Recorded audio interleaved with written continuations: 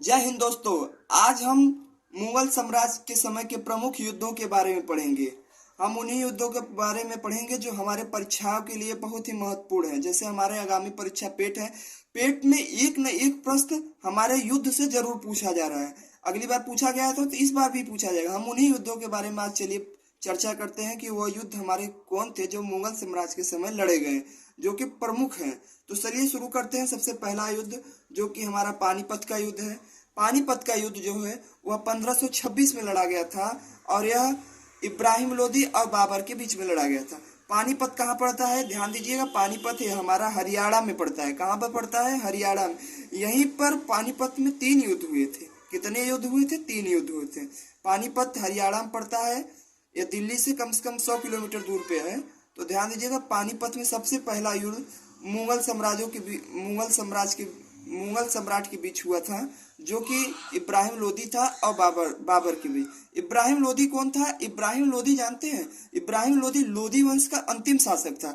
ये इब्राहिम लोदी जो था वो लोदी वंश का अंतिम शासक था। इसी से युद्ध किया कौन करता है? बाबर करता है, जिसमें बाबर विजयी हो जाता है और इब्राहिम लोदी की बुरी तरह से हार होती है और यहीं पर लोदी वंश खत्म हो जाता है।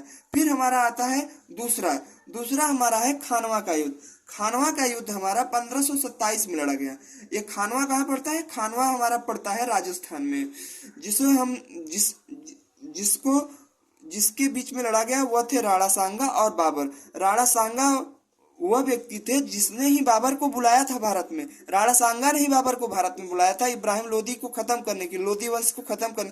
लेकिन क्या हुआ, जब बाबर इब्राहिम लोदी से जीत जाता है तो वह राणा सांगा के भी ऊपर आक्रमण कर देता है, जिसमें राणा सांगा बुरी तरह से हार जाते हैं और बाबर विजयी हो जाता है। फिर हमारा आता है तीसरा, घाघरा का युद्ध। घाघरा के युद्ध 1529 में लड़ा गया अफगानों की सेना और बाबर के बीच। यह युद्ध मुख्यतः इस कारण से हुआ था कि जो अफगान सेना थी, अफगान के जो सेना थे वह अपना भारत पे वर्चस्व बनाना चाहते थे, और लेकिन जो बाबर था वह भारत का उस समय मुगल सम्राट था, तो वह इसी के युद्ध कारण लड़ा था कि अफगानों का वहां से एकदम खत्म कर दें। और 1538 में वही हुआ घाघरा के युद्ध में कि अफगानों की सेना बुरी तरह से हार गई और बाबर क्या हुआ, विजयी हो गया। फिर हमारा आता है चौसा का युद्ध। चौसा का युद्ध जो है वो हमारा 1539 में लड़ा गया। कब लड़ा गया? 1539 में, हिमायू और शेरशाह सूरी के बीच में। हिमायू इसमें बुरी तरह से हार जाता है और शेरशाह सूरी विजयी होता है। फिर हमारा आता है पांचवा क्या है? बिलग्राम का युद्ध है। बिलग्राम का युद्ध जो है वो 1540 में हुआ। कब हुआ? 1540 में। इसमें हिमायू और शेरशाह सूरी के बीच में, या दोबारा हिमायू और शेरशाह सूरी के बीच में युद्ध हो रहा है। यहाँ पर दोबारा फिर हिमायू हार जाता है और वह भारत छोड़कर भाग जाता है, और वहां पर फिर राज्य किसका आ जाता है? शेरशाह सूरी राजा बन जाता है। फिर हमारा आता है छठवां, पानीपत का सेकेंड युद्ध। पानीपत का द्वितीय युद्ध कह सकते हैं, जो कि हमारा 1556 में लड़ा गया हिंदू राजा हेमू के बीच में और अकबर के संरक्षक जो था बैरम खां के बीच में लड़ा गया। यह भारत का हिंदू राजा, एकमात्र हिंदू राजा था हेमू, जिसको बैरम खां ने 1556 के युद्ध में बुरी तरह से हरा देता है।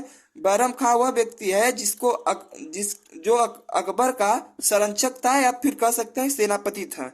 पानीपत द्वितीय युद्ध में हेमू हार जाता है। फिर हमारा आता है सातवां हमारा बहुत ही महत्वपूर्ण है, क्योंकि यह हल्दी घाटी का युद्ध है। बहुत से परीक्षाओं में पूछा जाता है, तो ध्यान दीजिएगा। हल्दी घाटी का युद्ध हमारा 1576 में हुआ, जिसमें महाराणा प्रताप और अकबर के बीच में हुआ, और इसमें महाराणा प्रताप बुरी तरह से हार जाते हैं और अकबर क्या होता है, विजयी हो जाता है। अब फिर हमारा आता है खाजवा का युद्ध। खाजवा का युद्ध 1659 में लड़ा गया। किसके किसके बीच में? शुजा शाह और औरंगजेब के। शुजा शाह जो था वो औरंगजेब का भाई था। क्या था? वह भाई था।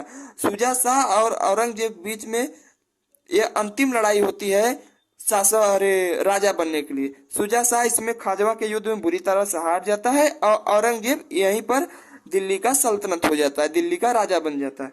फिर हमारा आता है 9वां नंबर का करनाल का युद्ध। करनाल का युद्ध जो है वो 1739 में लड़ा गया। 1739 में मोहम्मद शाह और नादिर शाह के बीच में लड़ा गया।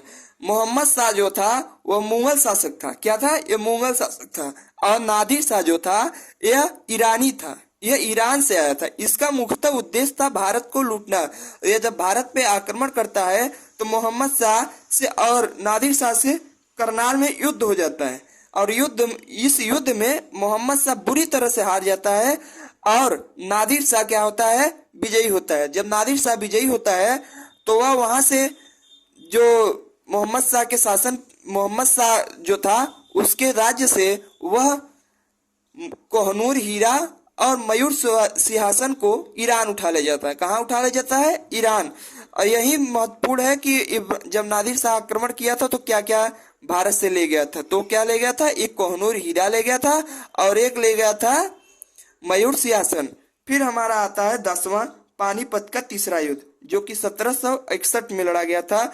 यह हमने इसलिए इस प्रश्न को जोड़ दिया कि पानीपत का तीसरा युद्ध यह मुगलों के बीच में नहीं लड़ा गया था, यह मराठाओं और अफगानी जो था अहमद शाह अब्दाली के बीच में लड़ा। इसमें मुगल नहीं लड़े थे, इसमें अहमद शाह अब्दाली और मराठा दोनों लड़े थे, जिसमें अहमद शाह अब्दाली ने मराठाओं को बुरी तरह से पराजित कर देता है और अहमद शाह अब्दाली विजयी हो जाता है।